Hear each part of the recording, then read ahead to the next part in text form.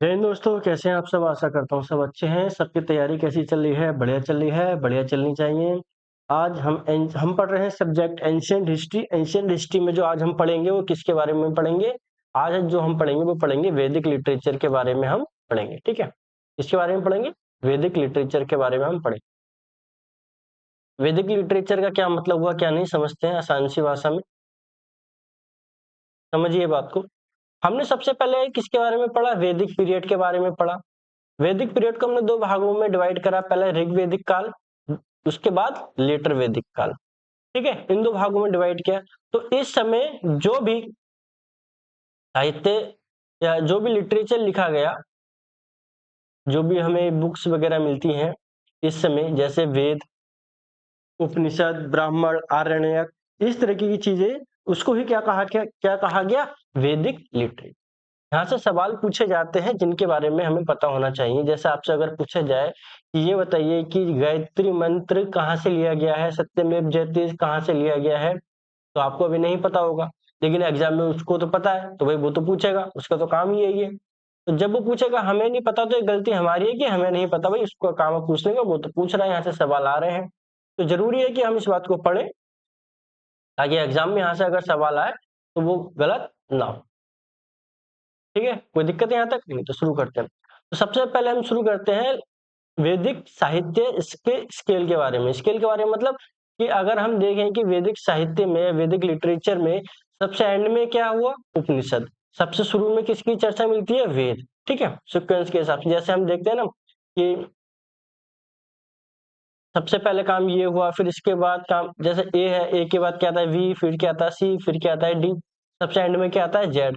उसी तरीके से वैदिक लिटरेचर की भी अगर हम बात करें तो शुरुआत कहाँ से मानी जाती है? वेद की। और कहा जाए कि जो आखिरी है वैदिक साहित्य, वो क्या है? उपवेद के रूप में हम उसको जानते हैं। तो सीक्वेंस देख लेते हैं। वेद, ब्राह्मण, आरण्यक, उपनिषद, वेदांग और उपवेद। वेद, ब्राह्मण, आरण्यक, उपनिषद, वेदांग और उपवेद। ठीक है, ये सीक्वेंस है जिसके बारे में हमें पता होना चाहिए। एग्जाम में कई बार ये सीक्वेंस भी पूछ लिया जाता है। ठीक है, जैसे एग्जाम में पूछ लिया जाएगा, इस सीक्वेंस के बारे में पूछ लिया, वेद, ब्राह्मण, उपनिषद, वेदांग। ऑप्शन बी में दे देगा वेद, ब्राह्मण, आरण्यक, उपनिषद, कौन सा सही है? तो हमें पता है कि सीक्वेंस क्या है?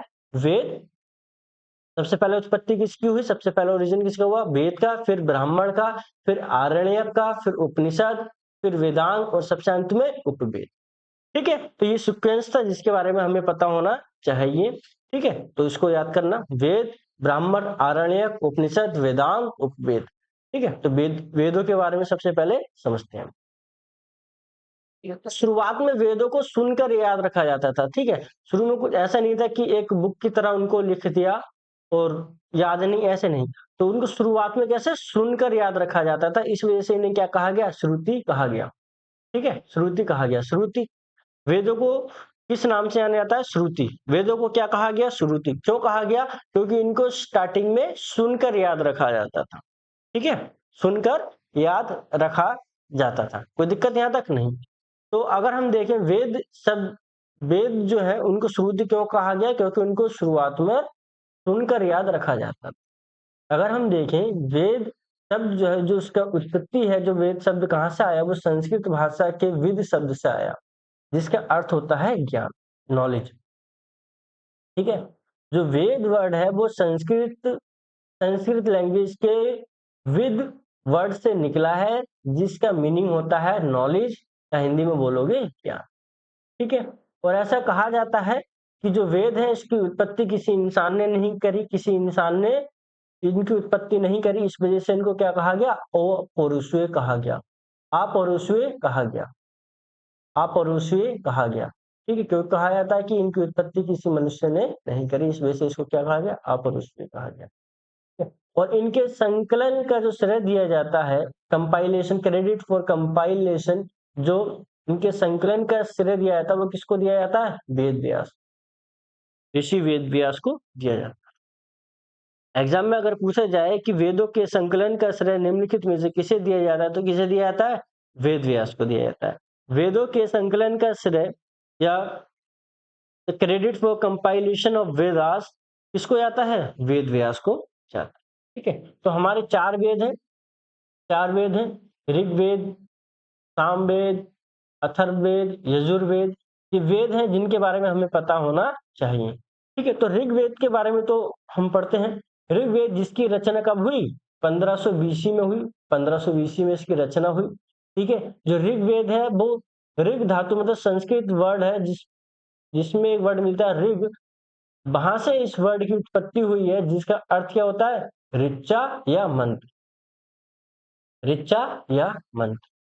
ठीक है, जिसका मीनिंग क्या होता है? ऋचा या मंत्र। ठीक है, और कहा जाए कि सबसे एंशिएंट वेद या सबसे पुराना वेद कौन सा है, सबसे प्राचीन वेद कौन सा है, तो कौन सा है? ऋग्वेद है। सबसे बड़ा वेद कौन सा है? वो भी ऋग्वेद है। ओल्डेस्ट एंड बिगेस्ट वेद कौन सा है? ऋग्वेद है। एग्जाम में पूछा आएगा ओल्डेस्ट वेद ऋग्वेद, बिगेस्ट वेद ऋग्वेद। ठीक है, ऋग्वेद में 10 मंडल है, 1028 सूक्त है और 10,582 मंत्र है। ठीक है, कितने मंत्र हैं ऋग्वेद में? 10,582 मंत्र हैं। ठीक है, और 1028 सूक्त हैं, 10 मंडल है। मंडल का मतलब क्या हुआ? जैसे देखिए कोई भी बुक अगर लिखी जाती है तो उसमें हम यूनिट बांट देते हैं, जैसे पहली यूनिट, दूसरी यूनिट, तीसरी, चौथी, पांचवी, इसी तरीके से इसमें 10 है, तो उसको क्या कहा गया? 10 मंडल। ठीक है, अलग अलग मंडल अलग अलग चीज को समर्पित। तो ऋग्वेद में कितने? 10 मंडल है, इस बात को याद रखना। ठीक है, कोई दिक्कत है यहाँ तक? नहीं। अब अगली बात हमें जो पढ़नी है ऋग्वेद के बारे में वो ये पढ़नी है कि इसमें सबसे नवीन मंडल कौन सा है, मतलब सबसे नया नया मंडल कौन सा है और पुराना मंडल कौन सा है, मतलब किसकी रचना पहले हुई है इसमें भी और किसकी रचना बाद में हुई है। तो शुरू कर। तो नवीन मंडल कौन सा है? पहला और 10वां क्या है? नवीन मंडल मतलब नया मंडल है। और सबसे प्राचीन मंडल कौन से हुए? 2 से लेके 7 तक सबसे प्राचीन मंडल है, जिसको वंश मंडल भी कहा जाता है। ठीक है, डायनेस्टी मंडल। ठीक है, वंश मंडल भी कहा जाता है। अगर हम कहें कि देखो, सबसे नवीन मंडल पहलवा और 10वां, सबसे प्राचीन मंडल 2 से लेके 7 तक जितने भी मंडल पाए जाते हैं वो सबसे प्राचीन मंडल की कैटेगरी में आते हैं। अगर देखा जाए कि किस मंडल की रचना किसने करी, तो दूसरे मंडल की रचना किसने करी? गृहस्मद महर्षि ने करी। तीसरे मंडल की रचना विश्वामित्र ने करी। चौथे मंडल की रचना वामदेव अगिरस ने करी। 5वें मंडल की रचना अत्रि ने करी। छठे की भारद्वाज ऋषि ने करी। 7वें की वशिष्ठ ऋषि ने करी। ठीक है, कोई दिक्कत है यहाँ तक? नहीं है। कोई दिक्कत है यहाँ तक? नहीं। 7वां मंडल जो है, 7वां मंडल किसको समर्पित है? वरुण देवता को। 9वां मंडल किसको समर्पित है? सोम देवता को। एग्जाम में पूछा जाएगा ऋग्वेद का 9वां मंडल किसको समर्पित है, तो किसको? सोम देवता को। 7वां मंडल किसको समर्पित है, तो किसको? वरुण देवता को। 7वां मंडल किसको समर्पित है? वरुण देवता को। 9वां मंडल सोम देवता को। 10वां मंडल किसको समर्पित है? पुरुष।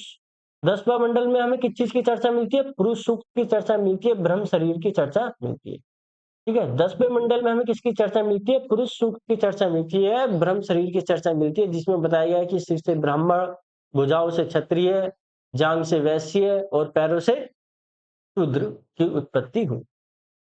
ठीक है, और ऋग्वेद में हमें क्या मिलता है? गायत्री मंत्र मिलता है। वो किस मंडल में है? तीसरे मंडल में है। गायत्री मंत्र किस मंडल में है? तीसरे मंडल में। कोई दिक्कत है यहाँ तक? नहीं। एग्जाम में पूछा जाएगा गायत्री मंत्र निम्नलिखित में से किस वेद में उल्लेख मिलता है उसका, तो ऋग्वेद में मिलता है। किस मंडल में? ऋग्वेद के कौन से मंडल से गायत्री मंत्र को लिया गया है? तीसरे मंडल। ठीक है, और जो ऋग्वेद, जैसे ऐसा होता है ना, कुछ ऋषि होते हैं जो ऋग्वेद का पाठ करते हैं, कुछ किसी वेद का पाठ करते हैं, तो उनको अलग अलग नाम से जाना जाता है। जैसे जो ऋग्वेद का पाठ करते हैं या जो ऋग्वेद के ज्ञानी होते हैं, उनको क्या कहा जाता है? होत्रा होताया। क्या कहा जाता है? होत्रा कहा जाता है। बात हुई क्लियर? कोई दिक्कत है यहाँ तक? गायत्री मंत्र किस मंडल से लिया गया? ऋग्वेद के तीसरे मंडल से। पुरुष सूक्त की चर्चा किस मंडल में देखने को मिलती है? 10वें मंडल में देखने को मिलती है। कोई दिक्कत है यहाँ तक? कोई ऐसी बात जो समझ में नहीं आई हो? चलो, ऋग्वेद ऋग्वेद होता है कंप्लीट। इसके बाद जो हम अगला वेद की बात करते हैं वो है सामवेद, सोमवेद या सामवेद। सामवेद इसको बोला जाता है बुक ऑफ चैंट। इसमें इसमें 1875 मंत्र हैं, लेकिन वास्तव में इसमें 99 ही मंत्र हैं। तो ये क्या मतलब हुआ? इसका मतलब ये हुआ कि जो बाकी के मंत्र हैं वो कहीं न कहीं किससे लिए गए हैं? ऋग्वेद से ही लिए गए हैं। तो इसमें कुल मंत्रों की संख्या 1875, लेकिन वास्तव में कितनी है? 99 मंत्र। सोमवेद जो है वो प्रथम ग्रंथ है किस पर आधारित है? संगीत या म्यूजिक पर आधारित है। ठीक है, म्यूजिक बेस्ड वेद कौन सा है? सोमवेद। ठीक है, तो संगीत पर आधारित वेद कौन सा है आपका? सोमवेद है। ठीक है, यहाँ पे देखो इंग्लिश हिंदी का कॉन्सेप्ट ये है कि देखो म्यूजिक हुआ या संगीत को म्यूजिक कहते हैं, आम सी बात है, सबको पता होगी, कोई इसमें दिक्कत की बात नहीं है। ठीक है, तो हम 7 स्वर की बात करते हैं। 7 स्वर जो है, सा रे गा मा पा धा नी, 1 2 3 4 5 6 7। ठीक है, सा रे गा मा पा धा नी, 7 स्वर। ठीक है, तो सोमवेद किस पर आधारित है? संगीत पर आधारित है। ठीक है, और जो इसमें ये संगीत देखने को मिलता है वो कब गाया जाता है? यज्ञ करते समय। इसके ज्ञानी को क्या कहा जाता है? उद्गाता कहा जाता है। इसकी शाखाएं हैं कि 3 शाखाएं हैं, पोथुम, जैमिनीय और हड़ाइनीय। ठीक है, 3 शाखाएं। जैसे ऋग्वेद में 5 शाखाएं हैं, मतलब 5 इसकी ब्रांच है। शाक्लायन, वास्कलायन, आश्वलायन, सांख्यायन, मांडुकायन। देखो आपको इसमें क्या चीज पता होनी चाहिए ऋग्वेद में?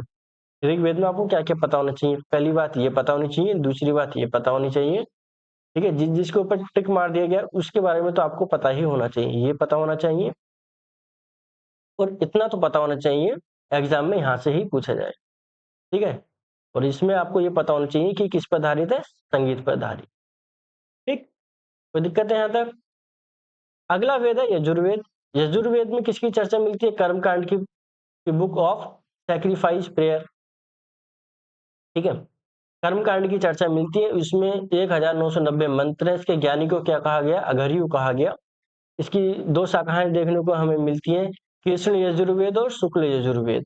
उत्तर भारत में जो माना जाता है वो किसको? उत्तर भारत में जो फॉलो किया जाता है वो किसको? शुक्ल यजुर्वेद को। और दक्षिण दिशा में कृष्ण यजुर्वेद को। जिस कृष्ण यजुर्वेद घग में लिखे गए हैं और जो शुक्ल यजुर्वेद है वो किसमें? पग में लिखा गया। कोई दिक्कत है यहाँ तक?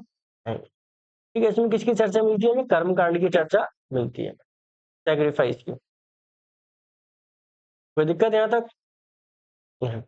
और अंतिम वेद है हमारा अर्थववेद। अर्थववेद जिसमें 6000 मंत्र हैं, जिसमें जादू टोना वशीकरण, ठीक है, जैसे आपको बस वगैरह में जाते होंगे तो स्टिकर मिलते होंगे कि भाई वशीकरण करना है, जादू टोना करना है, तो वो कहीं ना कहीं किसकी ही बात करती है? वो चीज कहाँ से लिख ली है? अर्थववेद से ही लिख ली है। जादू टोना वशीकरण ये कहाँ से जिक्र मिलता है हमें? अर्थववेद से ही जिक्र मिलता है इसका।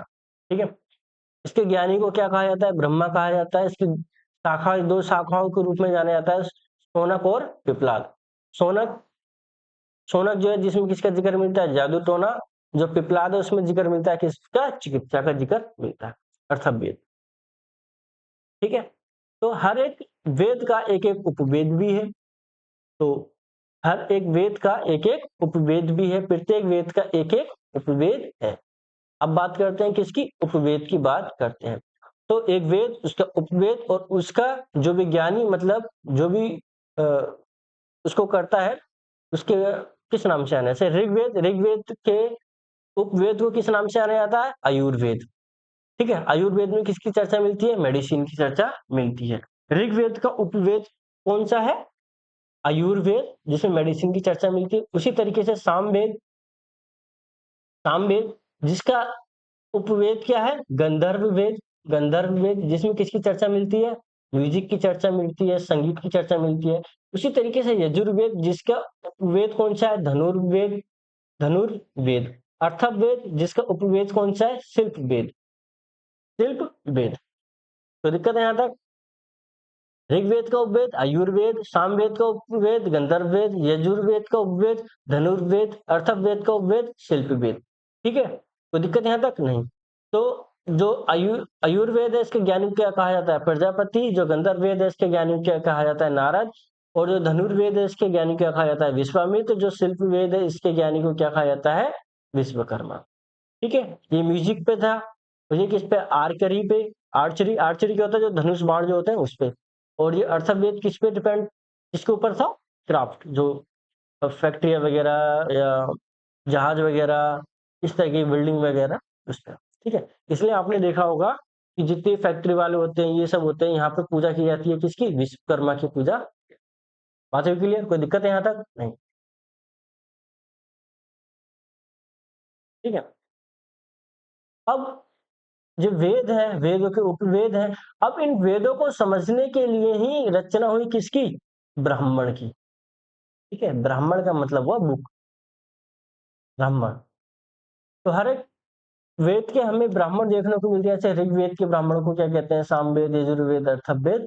तो इनके बारे में देखते हैं। जैसे ऋग्वेद के ब्राह्मण कैस्तिकीय और ऐतरेय, सामवेद के पंचविश और षड्विश, यजुर्वेद के शतपथ और तत्पर्य, अथर्ववेद के गोपथ।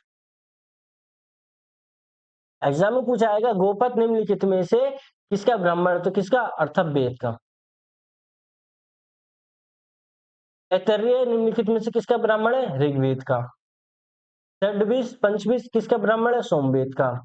शतपथ किसका ब्राह्मण है? यजुर्वेद का। यजुर्वेद का निम्नलिखित में से कौन सा ब्राह्मण है? उसमें से एक ऑप्शन होगा ऐतरेय। कोई दिक्कत है यहाँ तक? नहीं। तो वेदों को समझने के लिए ब्राह्मण, जैसे ऋग्वेद के कैस्तिकीय, ऐतरेय, पंचविद, षड्विश, शतपथ और तैतरीय, और अथर्ववेद का गोपथ। ठीक है, उसी तरीके से अगर हम बात करें आरण्यक, आरण्यक जिसका अर्थ होता है जंगल, जिसका अर्थ होता है जंगल। जंगल क्या मतलब हुआ? इसका मतलब ये होता है कि कुछ ऋषि थे, तो उन्होंने क्या काम करा? घर बार को छोड़ा, कहाँ चले गए? जंगल में चले गए, और जंगल में कुछ वृक्ष का निर्माण किया, जिनको क्या बोला गया? अरण्यक। या हर एक वेद को उन्होंने वेदों पर अध्ययन किया और उसके ऊपर क्या लिखा? अरण्यक लिखा। ठीक है, तो हमें सब वेदों के आरण्यक मिलते हैं, केवल किसका नहीं मिलता? अथर्ववेद का कोई आरण्यक नहीं मिला। ठीक है, तो एग्जाम में पूछा जाएगा किस ब्राह्मण का कोई आरण्यक नहीं मिलता? तो किसका? गोपथ। ठीक है, गोपथ किसका था? अथर्ववेद का। तो कुल मिलाकर कहा जाएगा कि अथर्ववेद का कोई भी आरण्यक नहीं है। ठीक है, तो दिक्कत है। आरण्यक के बाद हम चर्चा करते हैं किसकी? उपनिषद की। उपनिषद का अर्थ होता है गुरु के समीप बैठकर ज्ञान प्राप्त करना। गुरु के समीप बैठकर ज्ञान प्राप्त करना, to sit down near someone. ठीक है, कि गुरु के पास बैठ के ज्ञान प्राप्त। देखो एग्जाम में अगर पूछा जाए आरण्यक का अर्थ क्या होता है? तो फॉरेस्ट, जंगल। उपनिषद का अर्थ क्या होता है? गुरु के समीप बैठ के ज्ञान प्राप्त करना। ठीक है, और इनको ही क्या कहा गया? वेदांत कहा गया। क्यों? क्योंकि इनकी रचना सबसे अंत में हुई, द एंड ऑफ वेदा। ठीक है, तो उपनिषद को ही क्या क्या कहा गया? वेदांत कहा गया। इस बात को भी याद रखना। ठीक है, जैसे अब हम देखते हैं किस वेद का कौन कौन से उपनिषद है। जैसे ऋग्वेद, सामवेद, यजुर्वेद, अथर्ववेद। तो ऋग्वेद के जो उपनिषद हैं उनके बारे में हम बात करते हैं। जैसे ऋग्वेद के कौन कौन से उपनिषद हुए? ऐतरेय, कौस्तिकी। सामवेद के केन, छांदोग्य। यजुर्वेद के कीर्ति, तैतरीय, कोठासनिषद, श्वेताश्वर, मैत्रायणी, शुक्ल, बृहदारण्यक और ईशोपनिषद। ईशोपनिषद। अथर्ववेद के मुंडक, मांडुक्य और प्रश्न, प्रश्न। अब यहाँ पे एग्जाम्स में जो आपको याद रखना है उसके बारे में सुनिए। पहली चीज ये याद रखनी है, दूसरी चीज इसका मतलब याद रखना है, तीसरी चीज वेदांत क्यों कहा गया ये याद रखना है, और चौथी चीज ये याद रखनी है यहाँ पे। ठीक है, और यहाँ पे क्या याद रखना है? यहाँ पे आपको बस ये याद रखना है कि सबसे बड़ा उपनिषद कौन सा है? बृहदारण्यक। ये क्या है? सबसे बड़ा उपनिषद। सबसे छोटा मांडुक्य उपनिषद। ठीक, कठोपनिषद में किसकी चर्चा मिलती है? यम व नाचिकेता की चर्चा मिलती है। ठीक है, कठोपनिषद कभी टाइम मिले तो उसको सुनना, यम और नाचिकेता की रचना की चर्चा, सॉरी रचना नहीं, चर्चा। ठीक है, जो हमने सत्यमेव जयते जो लिखा मिलता है, सत्यमेव जयते जो लिखा मिलता है उसको हमने कहाँ से लिया है? मंडूकोपनिषद। मंडूकोपनिषद से, मंडूकोपनिषद से उसकी हमें जानकारी मिलती है किसकी? सत्यमेव जयते से। कोई दिक्कत है यहाँ तक? नहीं। अगली हम बात करते हैं पुराण। अभी हम बात करते हैं पुराण। ठीक है, इसको क्या कहा गया? पुराण को क्या क्या कहा गया? पांचवा वेद कहा गया या वेदों का वेद कहा गया। इसमें ही किसकी जानकारी मिलती है? राजवंशों की जानकारी मिलती है। और कहा जाता है कि कई बार इन पुराणों में कुछ बातें जैसे राजवंशों के बारे में कुछ चीजें बड़ा चढ़ा के भी लिखी हुई मिलती हैं। ठीक, जैसे पुराण की बात हम करें, विष्णु पुराण, मत्स्य पुराण, वायु पुराण। विष्णु पुराण, मत्स्य पुराण, वायु पुराण। विष्णु पुराण में हमें चर्चा मिलती है मौर्य वंश के बारे में, मत्स्य पुराण में चर्चा मिलती है सातवाहन वंश के बारे में, वायु पुराण में चर्चा मिलती है गुप्त वंश के बारे में। जैसे हमें गुप्त वंश के बारे में चर्चा क्या मिलती है, जैसे समुद्रगुप्त का घोड़ा जो था वो 3 समुद्र का पानी पीता था, ऐसा कहा जाता है। ठीक है, मतलब उसका कंट्रोल कहाँ था, 3 समुद्र तक उसका कंट्रोल था। एग्जाम में एक बार पूछा गया था, किस शासक के बारे में कहा गया कि उसका घोड़ा 3 समुद्र का पानी पीता था? चंद्रगुप्त, समुद्रगुप्त, स्कंदगुप्त, इनमें से कोई नहीं। कौन था? समुद्रगुप्त। ठीक है, तो विष्णु पुराण में किसकी चर्चा मिलती है? मौर्य वंश के बारे में, मत्स्य पुराण में सातवाहन वंश के बारे में, वायु पुराण में गुप्त वंश के बारे में। तो ये याद रखने हैं यहाँ पे, ये जरूरी है, इसके बारे में पता होना चाहिए, इसके बारे में पता होना चाहिए, इसके बारे में पता होना चाहिए, और इसको तो मत भूलना बिल्कुल। ठीक है, कोई दिक्कत है? नहीं। अब बात करते हैं हम किसके बारे में, वेदांग के बारे में बात करते हैं। वेदांग 6 वेदांग है जिसको क्या कहा गया, limb of Veda. Limb of Veda, कोई दिक्कत है यहां तक? नहीं। 6 कौन कौन से हैं? शिक्षा, कल्प, व्याकरण, निरुक्त, छंद और ज्योतिषी। शिक्षा, कल्प, व्याकरण, निरुक्त और छंद, ज्योतिषी। शिक्षा, कल्प, व्याकरण, निरुक्त, छंद, ज्योतिषी। ठीक है,